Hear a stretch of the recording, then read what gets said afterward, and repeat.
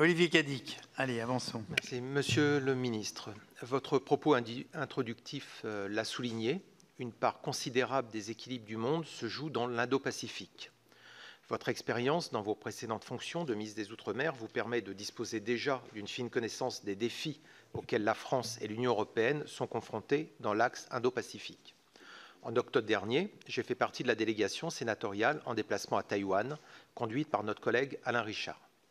Lorsque nous sommes arrivés, 56 avions chinois avaient fait une incursion dans la zone d'identification de la défense aérienne de l'île. Taïwan subit un harcèlement continu de la part de l'aviation chinoise.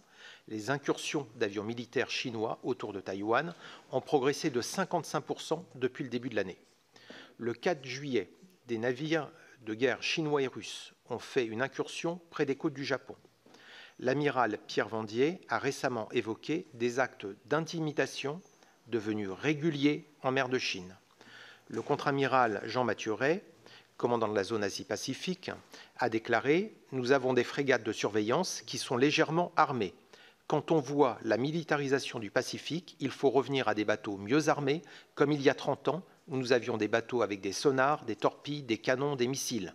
Parce que malheureusement, c'est une réalité, la zone se militarise et se bipolarise, et la France a besoin de réagir en conséquence. Quelle est votre vision, Monsieur le Ministre, pour mieux affirmer notre présence militaire dans l'Indo-Pacifique? La Chine entretient de nombreux conflits territoriaux avec ses voisins, Japon, Vietnam, Philippines, Malaisie, et bien sûr Taïwan. Une déclaration chinoise récente affirme que les eaux du détroit de Taïwan sont sous souveraineté chinoise. Le Sénat recevra la visite du président du Parlement taïwanais la semaine prochaine. Que pourrons-nous lui dire sur l'approche de la France pour garantir la navigation dans le détroit de Taïwan? Je vous remercie. Merci.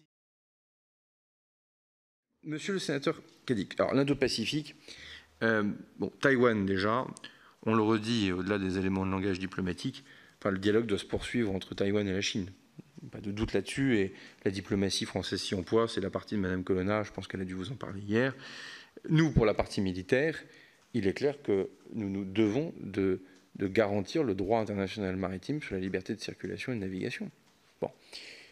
Et à cela, ça me permettra de compléter tout à l'heure, mais il est clair que les missions que nous avons pu commencer à faire de patrouille dans les eaux internationales participent à cela. Et l'avantage, je commence à faire la double réponse pour la sénateur Thémal, mais le fait d'être allié mais non aligné et puissance d'équilibre fait aussi que quand un sous-marin nucléaire d'attaque français, comme nous l'avons fait, se balade entre guillemets dans la zone, les différents acteurs de la dite zone regardent aussi ce sous-marin nucléaire pour ce qu'il est, une patrouille visant à faire respecter le droit international maritime. C'est précieux parce que c'est là où la posture diplomatique vient rejoindre évidemment la manœuvre opérationnelle militaire.